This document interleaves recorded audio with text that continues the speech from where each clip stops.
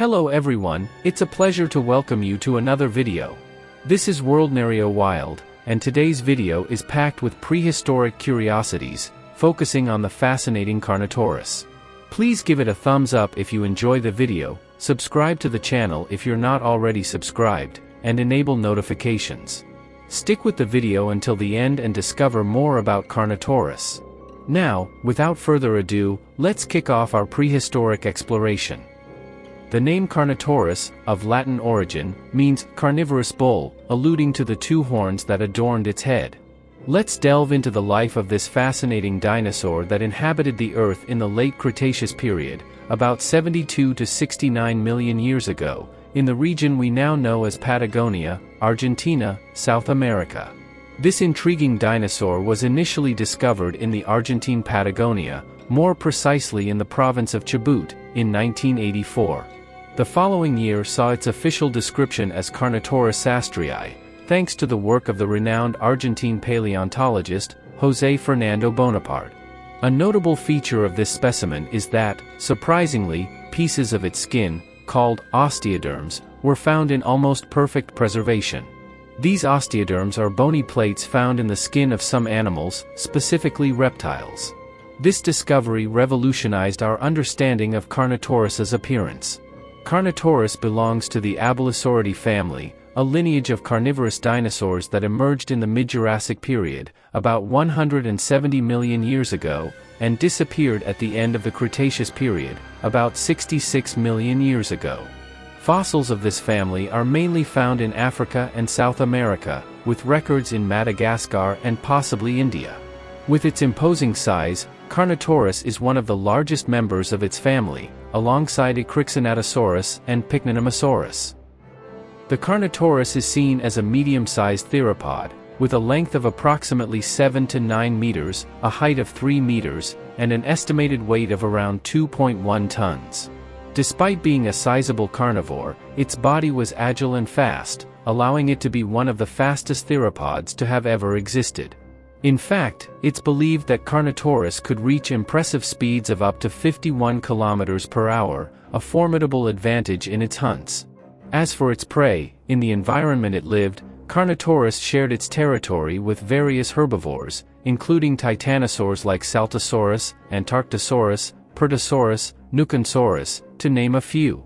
Additionally, there were iguanodontids like Talankawan and Gasparinosaura, and the hadrosaurid Caesurnosaurus. Despite coexisting with a variety of potential prey, the exact diet of this predator is still a subject of study and debate among paleontologists.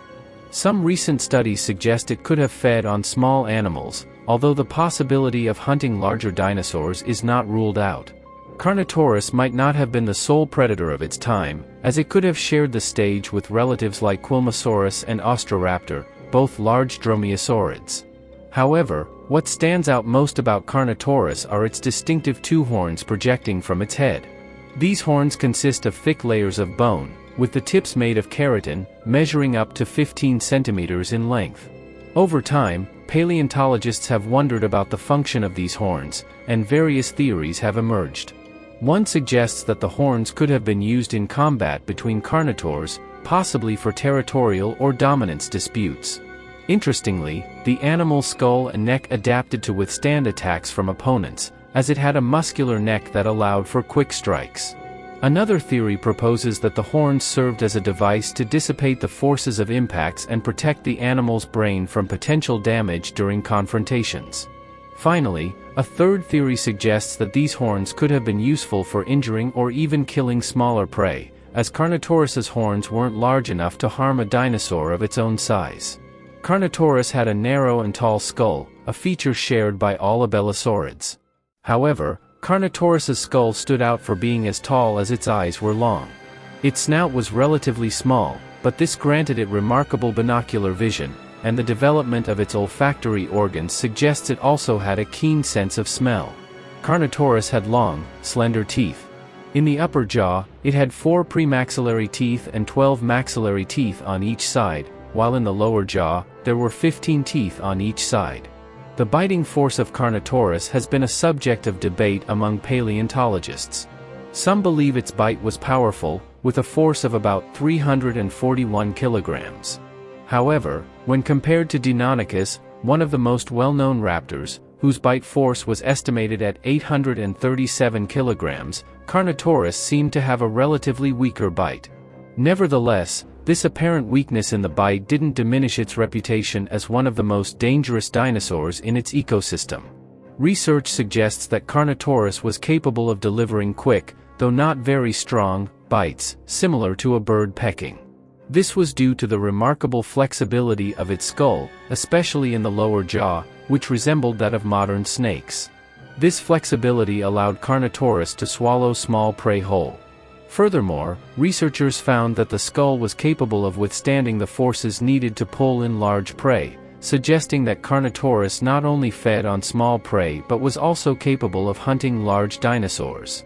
Carnotaurus had shorter front limbs compared to the famous Tyrannosaurus rex, sporting 4 fingers on each hand, a feature dating back to its ancestors like Ceratosaurus and Dilophosaurus. In its hands, all 4 basic fingers were visible, although only the 2 middle fingers were functional. The 4th finger ended in a spiky-like structure, a feature that, in my opinion, was not used as a weapon since the evolution of these predators favored larger heads and shorter front limbs, as we can observe in the Tyrannosaur family. Carnotaurus is one of the most recognized dinosaurs in popular culture. Its first notable appearance was in 1995 in the literary work, the second part of the famous novel Jurassic Park, written by the renowned author Michael Crichton. In the novel, Carnotaurus was described as having chameleon DNA, which granted it the ability to camouflage for ambushing its prey. However, it was only in 2000 that Carnotaurus gained global fame, thanks to Disney's dinosaur film. In the movie, we see both a young and an adult specimen acting as the main antagonists. It's worth noting that the size depicted in the film did not match the real Carnotaurus, being shown at a size similar to that of Tyrannosaurus rex. Interestingly, Disney's original idea for the antagonist of the dinosaur film was none other than the feared Tyrannosaurus rex. However, the final decision fell on Carnotaurus, thanks to its even more intimidating appearance, with its impressive head horns and other striking features all over its body. This choice also found resonance in the 5th installment of the famous Jurassic Park series, where Carnotaurus took a prominent role, coming closer to its real representation in size, though slightly larger and more robust, according to fossil records. It's true that Carnotaurus's appearances in the movies are impressive, but personally, I believe they could further enhance its presence. I hope that in the field of paleontology, Carnotaurus receives the recognition it deserves in future discoveries. Wrapping up this week's video, I'd like to thank everyone who stuck around. If you enjoyed the video, please give it a like. If I forgot to mention something or if you'd like me to address a particular topic, don't hesitate to comment. Share this video with your friends, and if you haven't subscribed yet, do so, it's completely free. Don't forget to hit the bell icon to receive notifications of my new videos. Without further ado, it's time to say goodbye, my friend. Until next time.